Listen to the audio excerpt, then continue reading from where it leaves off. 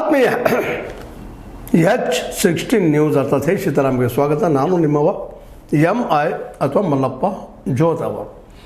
ಧರ್ಮಸ್ಥಳ ಈಗಾಗಲೇ ಸಾಕಷ್ಟು ಚರ್ಚೆ ಆಗ್ತಾ ಇದೆ, ದಿನನಿತ್ಯ ಚರ್ಚೆ, ದಿನನಿತ್ಯ ನ್ಯೂಸ್ ಹಾಗೆ ಬೆಳೀತಾನೆ ಇದ್ದಾವೆ. ಒಂದಿಷ್ಟು ಜನ BJP ಪರ ಮಾತಾಡಿದರೆ, ಇನ್ನೊಂದಿಷ್ಟು ಜನ ಕಾಂಗ್ರೆಸ್ ಪರ ಮಾತಾಡಿದರೆ, ಇನ್ನೊಂದಿಷ್ಟು ಜನ SIT ಪರ ಮಾತಾಡಿದರೆ, ಮತ್ತಷ್ಟು ಜನ ಅಲ್ಲಿ ಸ್ಥಾನಿಕನಾಗಿದ್ದು ಕಸಡು ಕೆಲಸ ಮಾಡಿಕೊಂಡು, ಸ್ವಚ್ಛ ಮಾಡೋ ಕೆಲಸ ಮಾಡಿಕೊಂಡು, ಹೆಣ ಒಗೆಯುವ ಕೆಲಸಗಳು ಮಾಡ್ಕೊಂಬಂತ ಚಿನ್ನ ಈಗ ಅದೇ ಮಸುಗುದಾರಿ ಅವ್ರ ಕುರಿತಾಗಿ ಒಂಥರ ಎಲ್ಲರೂ ಒಂದೊಂದು ರೀತಿಯ ಒಂದೊಂದು ನಿಟ್ಟಿನಲ್ಲೇ ನೋಡ್ತಾ ಇದ್ದಾರೆ. BJP ಪರ ಇದ್ದಂಥವರು ಧರ್ಮಸ್ಥಳ ಪವಿತ್ರ ಹೆಸರು ಕೆಡಿಸ್ತಾ ಇದ್ದಾರೆ. ನಾಸ್ತಿಕರು, ಕಮ್ಯುನಿಸ್ಟರು ಜೊತೆಗೆ ಒಂದು ರೀತಿಯಿಂದ ಕೆಳಜಾತಿ ಜನಾನು ಅನ್ನುವಂಗೆ ಮಾತಾಡ್ತಾ ಇರ್ತಾರೆ. ಆದರೆ ಅನ್ನೋದಿಲ್ಲ ಇಷ್ಟ ಬಾಯ್ಬಿಟ್ಟು ಅದನ್ನು ಮಾತಾಡ್ತಾ ಇಲ್ಲ. ಆದರೆ ಮಾಡೋ ಕೆಲಸ ಇಲ್ಲಪ್ಪ, ಚಿನ್ನ ತಪ್ಪು ಹೇಳ್ತಿದ್ದಾನೆ, ಸುಳ್ಳು ಹೇಳ್ತಾ ಇದ್ದಾನೆ, ಈಸ್ ರಾಂಗ್ ಅಂತ ಅವರು ಪ್ರತಿಪಾದನೆ ಮಾಡ್ತಾ ಇದ್ದಾರೆ. ಆ ಚಿನ್ನ ಕೆಳಜಾತಿಗೆ ಬಂದಂಥ ವ್ಯಕ್ತಿ. ಅದರರ್ಥ ಈ ಜಾತಿ ಮೇಲೆ ಲೆಕ್ಕ ಹಾಕೋದಂತಲ್ಲ, ಆದರೆ ಆ ಧ್ವನಿಯನ್ನು ಅಡಗಿಸ್ಬೇಕು ಅನ್ನುವಂಥ ಒಂದು ಪ್ರೆಷರ್ SITಯಿಂದ ಮಾಡಿಸ್ತಾ ಇದ್ದಾರೆ ಅಥವಾ ಆಗ್ತಾ ಇದೆ ಅನ್ನೋಂಥ ಒಂದು ಪ್ರಶ್ನೆ ಇತ್ತೀಚೆಗೆ ಹೇಳ್ತಾ ಇದೆ.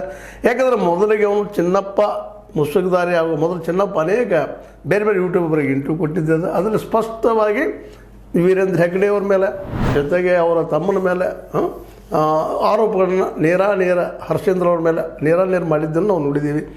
ಅವುಗಳು ಈಗಾಗಲೇ ಜಾಲತಾಣದಲ್ಲಿ ಹರಿದಾಡ್ತಾ ಇದ್ದಾವೆ. ಹಾಗಾದ್ರೆ ಸುಳ್ಳ ಅನ್ನುವಂಥದ್ದು. ಇನ್ನು SIT ಏನು ರಿಪೋರ್ಟ್ ಕೊಡ್ತದೆ ನೋಡಬೇಕಾಗಿದೆ. ಆದರೆ SIT ಈಗ ಒಂದು ಹೊಸ ಹಾದಿ ಹಿಡಿತದೆ ಅಂತ ಅನಿಸ್ತದೆ. ಏನಪ್ಪ ಅಂತಂದ್ರೆ ಅಕ್ಯೂಸ್ ನಂಬರ್ 1 ಯಾರಪ್ಪ ಅಂತಂದ್ರೆ ಚಿನ್ನ ಅವನ ಅಕ್ಯೂಸ್ ನಂಬರ್ 1 ಅವನಿಂದ ಸ್ಟಾರ್ಟ್ ಆಯಿತು. ಅವನ ಸುತ್ತಮುತ್ತ ಇದೆಲ್ಲ ಯಾರು ಏನು ಮಾತಾಡಿದಾರೆ, ತಿಮ್ರೋಡಿ ಇರ್ಬೋದು, ಮತ್ತೊಬ್ಬ ನಮ್ಮ ಮಟ್ಟನವ್ರು ಇರ್ಬೋದು, ಅಥವಾ ವೀರೇಂದ್ರ ಹೆಗ್ಗಡೆ ಅವ್ರು ನೋಡೋದಿರ್ಬೋದು, ಅಥವಾ ಹರ್ಷೇಂದ್ರ ಹೆಗ್ಗಡೆ ಅವ್ರು ನೋಡೋದಿರ್ಬೋದು, ಅವ್ರ ಮಕ್ಕಳ ಕುರಿತಾಗಿ ಮಾತಾಡೋದಿರ್ಬೋದು. ಇವೆಲ್ಲ ಒಂದೊಂದು ರೀತಿಯಾಗಿ ಬೆಳೀತಾ ಇದ್ದಾವೆ. ಇದಕ್ಕೆಲ್ಲ ಮೂಲ ಕಾರಣ ಇದನ್ನೆಲ್ಲ ಇವತ್ತಿಗೆ ಏನಪ್ಪ ಅಂತಂದ್ರೆ ಒಂದು ಕೊಲೆಗಡಿಸಿದ ಕೆಲಸ ಈ ವ್ಯಕ್ತಿದು ಅನ್ನೋಂಗೆ ಏನೋ ಆರೋಪಗಳು ಕಾಣ್ತಾ ಇದ್ದಾವೆ. ಆದರೆ ಇದು ಸತ್ಯ ಅಂತಲ್ಲ. ಯಾಕೆ ಇಲ್ಲಿವರೆಗೆ SIT ತನ್ನ ತನಿಖೆಯನ್ನು ಪೂರ್ವ ಪ್ರಮಾಣದಲ್ಲಿ ಮಾಡಿ ಹೊರಗೆ ಹಾಕೋ ತನಕ ಇದೆಲ್ಲ ನಾವು ಊಹೆ ಮಾಡುವಂಥ ಕೆಲಸಗಳು. ಯಾಕಂದ್ರೆ ಘಟನೆ ನಡೆದ ಘಟನೆ ಮೇಲೆ ನಾವು ಊಹೆ ಮಾಡ್ತಾಯಿದ್ದೀವಿ. ಹಾಗಂತೇಳಿ ಅಲ್ಲಿ ಹೆಣಗಳನ್ನು ಹೋಗೋದಿದ್ದು ಸುಳ್ಳಲ್ಲ. ಅದೇ ಕಾಲಕ್ಕೆ ಹೆಣಗಳು ಯಾರು, ಅದರಲ್ಲೂ ಹದಿಹರೆಯದ ಹೆಣ್ಣುಮಕ್ಕಳ ಅವ್ರ ಮೇಲೆ ಅವ್ರ ಮೇಲೆ ದಾಳಿ ಮಾಡಿದ್ದು ಹೋಗೋದಿದ್ದು ಅನ್ನೋ ಮಾತುಗಳು ಇವತ್ತು ದಿವಸ ಅನೇಕ ಸಾಕ್ಷ್ಯಗಳು ಹೇಳ್ತಾ ಇದ್ದಾರೆ. ಹೌದಪ್ಪ, ಹೆಣ ಈ ಕೆಲಸ ನಾನು ಮಾಡ್ತಿದ್ದು ಮೊದಲು ಹೇಳಿದ್ದದು. ಇವತ್ತು ಅದನ್ನು ಕಿತ್ತಾಕ್ಲಿಕ್ಕಾಗ್ತಾಯಿಲ್ಲ, ತೆಗೆದಾಕಾಗ್ತಾಯಿಲ್ಲ. ಆದರೂ ಇವತ್ತು ನೇರವಾಗಿ ಈ ಧರ್ಮಸ್ಥಳದ ಈ ಒಂದು ಧರ್ಮಕ್ಷೇತ್ರವನ್ನು ಅಧರ್ಮೀಯರ ಕ್ಷೇತ್ರ ಮಾಡ್ತಾ ಇರುತ್ತೆ ಅನ್ನೋದು ಜನ ಮೇಲೆ ದೊಡ್ಡ ಆರೋಪ ಅನ್ನೋದು ಅದು ಇನ್ನೂ ಕ್ಲಿಯರ್ ಆಗಿಲ್ಲ. ಮತ್ತು ಹೆಗ್ಗಡೆ ಅವರು ಹೇಳ್ತಿರ್ಬೋದು, ವೀರೇಂದ್ರ ಹೆಗ್ಗಡೆ ನಾವು ಸ್ವಚ್ಛ ಕ್ಯಾಂಡಾದ್ನಿ ಅನ್ನುವಂಥದ್ದು ಮತ್ತೆ ಹೇಳ್ತಾ ಇದ್ದಾರೆ ಅವರು.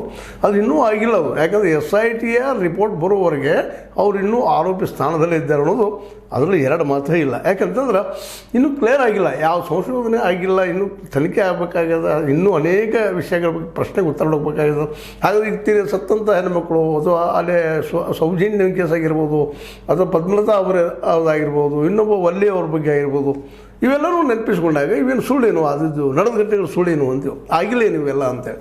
ಇವುಗಳು ಯಾರು ಹಾಗಾದರೆ ಇವರು ಹಿಂದಿದ್ದಂಥವ್ರು ಅನ್ನೋದು ಇವತ್ತು ಹಂಗೆ ಪ್ರಶ್ನೆಯಾಗಿ ಉಳಿದ್ರಿವೇನ ಅದು ಉತ್ತರ ಸಿಗುವಂಥ ಕೆಲಸ ಆಗಿಲ್ಲ. ಇಲ್ಲವರು ಎಲ್ಲರೂ ಒಂದಿಷ್ಟೇನೋ ಧರ್ಮಸ್ಥಳದ ಈ ಪೀಠಾಧಿಪತಿಗಳ ಮೇಲೆ ಏನೋ ಆರೋಪ ಮಾಡ್ತಾ ಇದ್ದಾರೆ. ಆದರೆ ಈ ಆರೋಪನೂ ಸತ್ಯ ಅಂತಿಲ್ಲ, ಹೇಳಲಿಕ್ಕೆ ಆಗ್ತಾಯಿಲ್ಲ. ಯಾಕಂದರೆ ಮತ್ತೆ ತನ್ನ ಪೇಟ್ ಚೇಂಜ್ ಮಾಡಿದ್ದಾರೆ.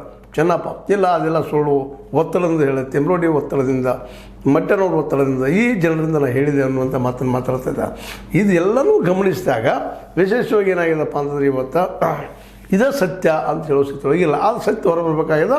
ಅನ್ಯಾಯಕ್ಕೊಳಗಂಥ ಈ ಹತ್ಯೆಗಳಿಗೆ ಒಳಗಾಗಿದ್ದಲ್ಲ ಈ ಹೆಣ್ಮಕ್ಳು ಇರ್ಬೋದು, ಯಾವುದೋ ಗಂಡ್ಮಕ್ಳು ಇರ್ಬೋದು, ಯಾರೋ ಇರ್ಬೋದು, ಅವ್ರು ಹಿಂದಿದ್ದವ್ರು ಯಾರು ಅನ್ನೋದು ಎಲ್ಲಿವರೆಗೆ ಕ್ಲಿಯರ್ ಆಗೋದಿಲ್ಲ ಅಲ್ಲಿಯವರೆಗೆ ಈ ಒಂದು ಆರೋಪಗಳು ದಿನ ಚರ್ಚೆ ಇರುವಂಥದ್ದನ್ನು. ಯಾಕಂದರೆ ಈಗೆಲ್ಲ ಪ್ರಶ್ನೆಗೆ ಉತ್ತರ ಹುಡುಕಬೇಕಾಗಿದೆ. ಇವತ್ತು ಆ ಕೆಲಸವನ್ನು ಇವತ್ತು SIT ಮಾಡ್ತದಂತ ಮಾತು ಸ್ಪಷ್ಟವಾಗಿ ಕೇಳಿಬರ್ತಾಯಿದೆ. ಆದರೂ ಅದರ ಬಗ್ಗೆಯೂ ಇತ್ತೀಚೆಗೆ ಜಗದೀಶ್ ಅನ್ನೋಂಥ ಬಗ್ಗೆಯೂ ಇದನ್ನು ದಿಶಾಬುಲ್ ಮಾಡಿದವರು SIT ಅನ್ನೋದು ಆರೋಪವನ್ನು ಮಾಡ್ತಾ ಇದ್ದಾರೆ. ಅದು ಇತ್ತೀಚೆಗೆ ಮೊದಲೆಲ್ಲ ಹೇಳಿದರು SIT ಚೆನ್ನಾಗಿ ಹೋಗ್ತದೆ ಹಾಗೆ ಹೀಗೆ ಅಂತೇನೋ ವಾದ ಮಾಡಿದರು. ನಂತರದಲ್ಲೇ ಅದು ಪೆನಿಟ್ರೇಟಿಂಗ್ ಏನಪ್ಪ ಅಂತಂದ್ರೆ ಮಷಿನ್ ತಂದ್ರೆ ಅದ್ರೊಳಗೆ ಏನಾದ್ರು ಗೊತ್ತಾಗ್ತದೆ ಅಂತ ಮಾತು ಮಾತಾಡಿದರು. ವೈಜ್ಞಾನಿಕವಾಗಿ ಇನ್ನಷ್ಟು ಸೂಕ್ಷ್ಮವಾಗಿ ಟೆಕ್ನಿಕಲ್ ಇದು ಆಗ್ಬೇಕಂತ ಮಾತು ಮಾತಾಡಿದರು. ಅವೆಲ್ಲ ಆಗೋಗಿಂತ ಮೊದಲು JCB ಹೆಚ್ಚೆ ಮಾಡಿ ತೆಗೆದು ಇವತ್ತು ತಪ್ಪು ಅಂತ ಹೇಳ್ತಾ ಇದ್ದಾರೆ. ಯಾಕೆಂದರೆ ಡಾಕ್ಯುಮೆಂಟ್ರಿ ಎವಿಡೆನ್ಸ್ ನಾಶ ಆಗುವಂಥ ಸಾಧ್ಯತೆಗಳಿದ್ದಾವೆ. SIT ಅದನ್ನು ನಾಶ ಮಾಡಿತು ಅನ್ನೋಂಥ ಒಂದು ಆರೋಪ ಮಾಡ್ತಾ ಇದ್ದಾರೆ. ಅದು ಎಷ್ಟು ಮಟ್ಟಿಗೆ ಸತ್ಯ ಸುಳ್ಳು ಅನ್ನೋದು ತನಿಖೆ ಹೊರಗೆ ಬಂದ್ಮೇಲೆ ಗೊತ್ತಾಗುವಂಥ ವಿಷಯ. ಅಲ್ಲಿವರೆಗೆ ಇದೆಲ್ಲ ಒಬ್ರಿಗೊಬ್ಬರು ಆರೋಪ ಮಾಡೋದು, ಪ್ರಚಾರ ಮಾಡೋದು, ಇವ್ರು ಅಲ್ಲ ಅನ್ನೋದು, ಇವರು ಎಸ್ ಅನ್ನೋದು ಒಟ್ಟಿನಲ್ಲಿ ನಡೆದು ಗೊಂದಲ ಗೂಡಿ ಇವತ್ತಾಗಿಬಿಟ್ಟದ. ಸ್ವತಂತ್ರವಾದ ಮೀಡಿಯಾಗೆ ಬೇಕಾಗಿರುವುದು ಸ್ವತಂತ್ರ ಧ್ವನಿ. ಆ ಸ್ವತಂತ್ರ ಧ್ವನಿ ಉಳಿಸಲು ನೀವು ಮಾಡಬೇಕಾದದ್ದು ಇಷ್ಟೇ. ಅದೇನಪ್ಪಾ ಅಂತಂತಂದ್ರೆ ನಿಮ್ಮ ಕೈಲಾದಷ್ಟು ಸಹಾಯ ಈ ಚಾನಲ್ಗೆ ಮಾಡಿ ಹಾಗೂ ನಿಮ್ಮ ಧ್ವನಿಯನ್ನು ಕಾಪಾಡಿಕೊಳ್ಳಿ. ಧರ್ಮಸ್ಥಳ ಆದರೂ ಒಂದೊಂದು ನೆನಪಿಡ್ಬೇಕಾಗಿದ್ದು ಏನಪ್ಪ ಅಂತಂದ್ರೆ ಇಲ್ಲಿ ಯಾರೋ ಏನೋ ಮಾಡಿದ್ರು ಸಹಿತ ಮತ್ತು ಇನ್ನೊಂದು ಇಲ್ಲಿ ಸ್ಪಷ್ಟವಾಗಿ ತಿಳ್ಕೊಬೇಕಾಗಿದೆ. ಹೌದು, ಅಲ್ಲಿ ಭೂಮಿಗಳು ಕಬಳಿಸಿದಂಥ ಉದಾಹರಣೆಗಳಿದ್ದಾವೆ, ಭೂಮಿಗಳು ಹೋಗೋದಂಥ ಆರೋಪಗಳಿದ್ದಾರೆ, ಅನೇಕ ಅದಕ್ಕೆ ಬೆಲೆ ಆದವರಿದ್ದಾರೆ. ಆನೆ ಮಾವುತರ ಬಗ್ಗೆ ಇವತ್ತಿಗೂ ಉತ್ತರ ಸಿಕ್ಕಿಲ್ಲ. ಪದ್ಮಗಳ ಬಗ್ಗೆ ಉತ್ತರ ಸಿಕ್ಕಿಲ್ಲ. ಇನ್ನೂ ಅನೇಕ ಉತ್ತರಗಳು ಸಿಕ್ಕಿಲ್ಲವಲ್ಲ. ಆನೆ ಮಾವುತದಿಂದ ಸ್ಪಷ್ಟವಾಗಿ ಜ್ವಲಂತವಾಗಿ ನಡೆದಂಥ ಘಟನೆ. ಅವ್ರು ಬಿಡಲಾರ್ದಾಗ ಅವ್ರನ್ನ ಇವರೇ ಹೊಡೆದಿದ್ದಾರೆ ಅನ್ನೋಂಥ ಮಾತನ್ನು ಸಹ ಚಿನ್ನ ಹೇಳಿದ್ದಾರೆ. ಆದರೆ ಚಿನ್ನನ ಮಾತಿನ ಒಂದು ನಂಬು ಸ್ಥಿತಿಯೊಳಗೆ ಅಲ್ಲಿ ವಾತಾವರಣ ಇಲ್ಲ. ಆದರೆ ಅಲ್ಲಿ ಜನ ಮಾತ್ರ ಮಾತಾಡ್ತಾ ಇದ್ದಾರೆ, ಇಲ್ಲಂತಲ್ಲ. ಅಲ್ಲಿಯೇ ಒಂದು ಕೆಳವರ್ಗದ ಜನ, ಕೆಳವರ್ಣೀಯ ಜನ ಇದನ್ನು ವಾದ ಮಾಡ್ತಾ ಇದ್ದಾರೆ. ಇವೆಲ್ಲ ಕಾರಣರು ಈ ಒಂದು ಧರ್ಮಸ್ಥಳದ ಪೀಠಾಧಿಪತಿಗಳು ಅನ್ನುವಂಥ ಮಾತಾಡ್ತಾ ಇದ್ದಾರೆ. ಆದರೆ ಇದು ಇನ್ನೂ ತನಿಖೆ ಒಳಗಾಗಬೇಕಾಗಿದ್ದು, ಅವರೆಲ್ಲರೂ ತನಿಖೆ ಮಾಡಬೇಕಾಗಿದ್ದು ಇದು ಭಾಳ ಅತ್ಯವಶ್ಯದ. ಮತ್ತು ಮೂಲ ಉದ್ದೇಶ ಸಿಮರುಡಿ ಅವರಾಗಿರ್ಬೋದು, ಮಟ್ಟಣ್ಣವರು ಆಗಿರ್ಬೋದು. ಈಗ ನೀವು ನೋಡ್ತಾ ಇದ್ದೀರಿ, ಈ ಒಂದು 13 ವರ್ಷಗಳ ಹಿಂದೆ ಏನೋ ನಡೆದು ಹೋದಂಥ ಘಟನೆ ಸೌಜನ್ಯದಾಗ ಏನೋ ಮಾಡಿ ಮುಚ್ಚಿ ಹಾಕಿದ್ರು. ಅದನ್ನು ನಂತರದಲ್ಲಿ ಅದರ ಸಂತೋಷ ಇಲ್ಲ ಅನ್ನುವಂಥ ಒಂದು ಮಾತು ಬಂದ ಮೇಲೆ ಮತ್ತೆ ತನಿಖೆ ಆಗಲಿ, ಇನ್ವೆಸ್ಟಿಗೇಷನ್ ಆಗಲಿ ಶುರು ಮಾಡಿದರು. ಅದು ಯಶಸ್ವಿ ಆಗದಂಗೆ ಕಾಣಿದಾಗ ಈ ವ್ಯಕ್ತಿ ತಂದ್ರೇನೋ ಅನ್ನೋಂಥ ಸಂಶಯ ಹೋದ. ಯಾಕಂದರೆ ಅಲ್ಲೇ ಲೋಕಲಾಗಿ ಇದ್ದಂಥವ ಹಲವು ವರ್ಷಗಳಿಂದ 15-20 ವರ್ಷಗಳವರೆಗೆ 94ರಿಂದ 2014 ಇದ್ದಂಥ ವ್ಯಕ್ತಿ ಅಲ್ಲಿ ಕೆಲಸ ಮಾಡಿದವು. ಅದು ಸಾಕ್ಷಿ ಆಗ್ತಾನೆ. ಮತ್ತು ಅವ್ನು ಹೇಳಿದಕ್ಕೆ ಅವನು ಒಪ್ಪಿದ್ದಕ್ಕೆ ಮತ್ತು ಪ್ರತಿಯೊಂದು ಸ್ಥಾನದ ಬಗ್ಗೆ ಅವ್ನು ಫುಲ್ ನಾಲೆಜು ಅದು ಇಲ್ಲಂತಲ್ಲ. ಆ ವ್ಯಕ್ತಿ ಸುಳ್ಳು ಹೇಳಿದ್ರು ಅವನು ಅಲ್ಲವನ, ಸತ್ಯ ಹೇಳಿದ್ರು ಅವನು ಅಲ್ಲವನ ಅನ್ನೋ ಮಾತು ಸ್ಪಷ್ಟದ. ಯಾಕಂದರೆ ಒತ್ತಡಕ್ಕೆ ಒಳಗಾಗಿ ಉತ್ತರಗಳು ಬದಲಾಗ್ತಾ ಇರ್ತಾವೆ ಅನ್ನೋದನ್ನು ಈ ಒಂದು ನಮ್ಮ ಸುಪ್ರೀಂ ಕೋರ್ಟ್ ಏನಪ್ಪ ಅಂತಂದ್ರೆ ನ್ಯಾಯಾಧೀಶರಾದಂಥ ನಮ್ಮ ವಕೀಲರಾದಂಥ ಏನಪ್ಪ ಅಂತಂದ್ರೆ ನಮ್ಮ ಬಾಲನ್ನವರು ಸ್ಪಷ್ಟವಾಗಿ ವಾದ ಮಾಡ್ತಾ ಇದ್ದಾರೆ. ಇಲ್ಲ, ಇದನ್ನು ಪಾಪ ಒತ್ತಡದಿಂದ ಹೇಳಿಸ್ತಾ ಇದ್ದಾರೆ ಅನ್ನುವಂಥ ಮಾತು. ಅದು ಒಂದು ವೇಳೆ ಇದು ಆಗದೆ ಇದನ್ನು ಸುಪ್ರೀಂ ಕೋರ್ಟ್ ಹೋಗ್ತಾ ಇದ್ದೀನಿ ಅಂತೇಳಿ. ಯಾಕಂದರೆ ಈಗ ಕೋರ್ಟಿನ ನೆಲಗಟ್ಟಿನಲ್ಲಿ ಇನ್ವೆಸ್ಟಿಗೇಷನ್ ಸ್ಟಾರ್ಟ್ ಆಗಿದೆ ವಿನಃ ಯಾವುದೇ ಸರ್ಕಾರ ಮಾಡಿಲ್ಲ ಅನ್ನೋದು ಗಮನಿಸಬೇಕಾಗಿದೆ. ಅದನ್ನು ಸುಪ್ರೀಂ ಕೋರ್ಟ್ಗೆ ಹೋಗ್ತೀವಿ, ಅಲ್ಲಿಂದ ಮಾಡ್ತೀವಪ್ಪ ನಾವು ಅನ್ನುವಂಥ ಒಂದು ದಿಟ್ಟ ನಿರ್ಧಾರಕ್ಕೆ ಬಂದಿದ್ದರಿಂದಾಗೆ ಇನ್ನೂ ಇದು ಧರ್ಮಸ್ಥಳದ ಕೇಸ ನಾವು ಸ್ವಚ್ಛ ಆಯಿತು, ಹೊರಗೆ ಬಂದೀವಿ, ಮಾಡಿದ್ವಿ ಅನ್ನೋಂಥ ಮಾತುಗಳು ಕೇವಲ ಒಂದು ತಮಗೆ ತಾವು ಸಮಾಧಾನ ಮಾಡ್ಕೊಳ್ಳೋಂಥ ವಿಷಯ ವಿನಃ ಅದು ಪೂರ್ಣ ಸತ್ಯ ಅಲ್ಲ ಅನ್ನೋದು ಈಗ ನಡೆಯುತ್ತಿರುವಂಥ ಘಟನೆಗಳು ಸ್ಪಷ್ಟ ಆಗ್ತಾಯಿದೆ. ಮತ್ತು ವಕೀಲರಂತೆ ಎಲ್ಲರೂ ಬೆಳೆದಿದ್ದಾರೆ.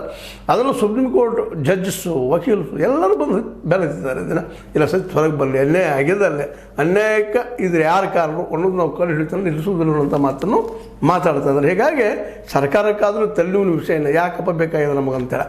ಈಗ ಡಿ ಕೆ ಶಿವಕುಮಾರ್ ಅವರು ವೀರೇಂದ್ರ ಹೆಗಡೆ ಪರ ಮಾತಾಡೋದು, ಸಿದ್ದರಾಮಯ್ಯನವರು ಮೌನ ಆಗಿರೋದು, ಮತ್ತೊಂದು ರೀತಿ ಮಾತಾಡೋದು, ಅವ್ರಿಗೂ ತೊಂದರೆ ಆಗಿದೆ. ಬೇಡಪ್ಪ ಇದು ಈ ವಿಷಯ ಅಂತೇಳಿ. ಬಟ್ ಇದು ಹೈಕೋರ್ಟಿನ ಮಧ್ಯ ಎಂಟ್ರಿಯಿಂದಾಗೆ ಇದು ಮುಂದುವರಿತಾ ಇದೆಯೂ ಸಹಿತ ಅಷ್ಟೇ ಗಮನಿಸಬೇಕಾಗಿದೆ. ಹೀಗಾಗಿ ಇವತ್ತು ಇನ್ವೆಸ್ಟಿಗೇಷನ್ ನಡೀತಾ ಇರುವಂಥದ್ದು ಯಾವುದೇ ಸರ್ಕಾರ ಒಪ್ಪಿ ನೇಮಿಸಿದಷ್ಟೇ ವಿನಃ ಆ ಒತ್ತಡ ನಿರ್ಮಾಣ ಮಾಡಿದವರು ಇವರೆಲ್ಲ. ಈ ಒತ್ತಡಕ್ಕೆ ಇನ್ನೂ ಕ್ಲಿಯರ್ ಪರಿಪೂರ್ಣವಾದ ಉತ್ತರ ದೊರೆತಿಲ್ಲ. ಅದಕ್ಕೆ ಇನ್ನೂ ಸಮಯ ತೊಗೊಳ್ತದೆ. ಅಲ್ಲಿಗೆ ನಾವು ಈ ಚರ್ಚೆಗಳನ್ನ ಮಾಡ್ತಾನೆ ಇರಬೇಕಾಗಿದೆ. ಯಾಕಂದ್ರೆ ಇಲ್ಲಿ ನಾವು ಮೌನ ವಹಿಸಿದ್ರೆ ಸತ್ಯ ಮುಚ್ಚೋಗೋ ಸಾಧ್ಯತೆಗಳು ಭಾಳ ಇದ್ದಾವೆ. ಯಾಕಂದ್ರೆ ಇಲ್ಲಿ ಎದುರಾಳಿಗಳು ಭಾಳ ಪ್ರಬಲ ಇದ್ದಾರೆ. ಅವ್ರ ಹಿಂದೆ ಬರೀ ದುಡ್ಡು ಎಷ್ಟೇ ಇಲ್ಲ.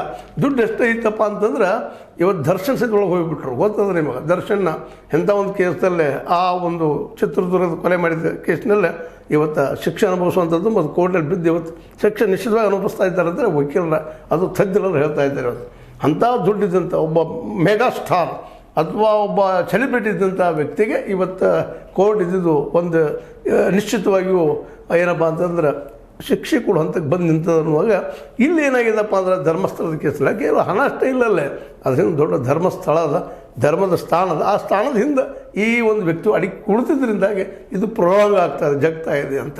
ಅದಕ್ಕೀಗ NIA ಕೊಡೋದು ಮಾಡೋದು ಇದು ಟೈಮ್ ಬೀಂಗ್ ಮುಂದುವರಿಸುವಂಥ ಕೆಲಸ ಅಂತ ಹೇಳಬೇಕಾಗಿದೆ. ಈಗ NIA ಕೊಟ್ಟರೆ ಅಲ್ಲಿ ಹೋದ್ರೆ ಇದೇ ಪರಿಸ್ಥಿತಿ ಬರೋದು. ಸ್ಟೇಟ್ ಗೌರ್ಮೆಂಟಿಗೆ ಒಂದಿಷ್ಟು ಅಟ್ಲೀಸ್ಟ್ ಏನಪ್ಪ ಅಂತಂದ್ರೆ ಇದು ಸತ್ಯ ಹೊರಗೆ ಬರಲಿ ಅನ್ನೋಂಥ ಮನೋಭಾವಿದ್ರು.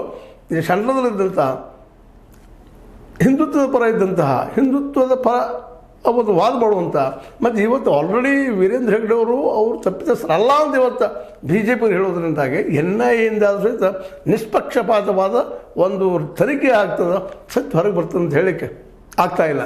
ಒಟ್ಟಿನಲ್ಲಿ ಏನೋ ಆಗಲಿ, ಅವ್ರು ಹೇಳ್ತಾ ಇದ್ದಾರೆ ನಮಗೆ ಕೊಡ್ರಿ ನಾವು ಮಾಡ್ತೀವಿ ಅಂತ NIAದವ್ರು ಹೇಳ್ತಾ ಇದ್ದಾರೆ, ಎಂಟ್ರಿ ಆಗೋದಿಲ್ಲ ಅಂತಲ್ಲ. ಆದರೆ ನಮ್ಮ ಪರಮೇಶ್ವರ್ ಅವರು ಇಲ್ಲ ನಾವು ಸರಿಯಾದ ದಿಕ್ಕಲ್ಲಿ ಹೊರಟಿದ್ದೀವಿ, ನಾವು ಸತ್ಯ ಹೊರಗೆ ಹಾಕ್ತಾ ಇದ್ದೀವಿ ಅನ್ನುವಂಥ ಮಾತು ಕೇಳಿ ಬರ್ತಾ ಇದ್ದಾವೆ. ಅದೇನೋ ಆಗಲಿ, NIA ಕೊಡ್ರಿ, ಇವರು ಮಾಡಲಿ, ಎಲ್ಲರೂ ಮಾಡಲಿ, ಸತ್ಯ ಹೊರಗೆ ಬರಲಿ. ಒಟ್ಟಿನಲ್ಲಿ ತನಿಖೆ ಆಗಿ ಇದೊಂದು ಇಲ್ಲಿ ಬೇಸಿಕ್ ಥಿಂಗ್. ಇಲ್ಲಿ ತಿಮ್ರೋಡಿ ಅಪರಾಧಿನೋ, ಮಟ್ಟನವರ ಅಪರಾಧಿಯೋ, ಅಥವಾ ಚಿನ್ನ ಅಪರಾಧಿಯೋ, ಅಥವಾ ವೀರೇಂದ್ರ ಹೆಗ್ಡೆ ಅವರ ಅಪರಾಧಿಯೋ ಅನ್ನೋದು ಜಗದ ಮುಂದೆ ಕಾಣಬೇಕಾಗ್ಯದು. ಅದು ಕಾಣೋದು ಯಾವಾಗ? ತನಿಖೆಯಿಂದ ಹೊರಗೆ ಬಂದಾಗ, ಅದು ಪ್ರಾಮಾಣಿಕವಾದ ತನಿಖೆಯಿಂದ ಹೊರಗೆ ಬಂದಾಗ ಮಾತ್ರ ಅನ್ನುವಂಥ ಮಾತನ್ನು ಮತ್ತು ಹೇಳ್ತಾ, ಏನಾದರೂ ಆಗಲಿ ಸತ್ಯ ಮತ್ತು ನ್ಯಾಯ ಗೆಲ್ಲಲಿ ಅನ್ನೋದು ನಮ್ಮ ಸೀತಾರಾಮದ ಒಂದು ಉದ್ದೇಶ. ಅದಕ್ಕಿಂತ ದೊಡ್ಡದು ಯಾವುದಿಲ್ಲ. ಯಾಕಂದ್ರೆ ಧರ್ಮದ ಎರಡು ಕಣ್ಣುಗಳು ಯಾವಪ್ಪ ಅಂದ್ರೆ ಸತ್ಯ ಮತ್ತು ನ್ಯಾಯ, ಅವೆರಡು ಗೆಲ್ಲಿಸುವಲ್ಲಿ ಧರ್ಮ ಯಶಸ್ವಿ ಆಗ್ತದೆ ಅಂತ ಹೇಳ್ತಾ, ಇದು ನಿಮಗೆ ಲೈಕ್ ಆಗಿರ್ಬೋದು. ಲೈಕ್ ಮಾಡಿ, ಶೇರ್ ಮಾಡಿ, ಕಮೆಂಟ್ ಮಾಡಿ, ಜೊತೆಗೆ ಸಬ್ಸ್ಕ್ರೈಬ್ ತಿಳಿಸಿಕೋಬೇಡ್ರಿ. H16 ನ್ಯೂಸ್ ಅರ್ಥಾತ್ ಸೀತಾರಾಮದು ಸತ್ಯದ ಕೈಗಡಿ ಮುಂದಿನ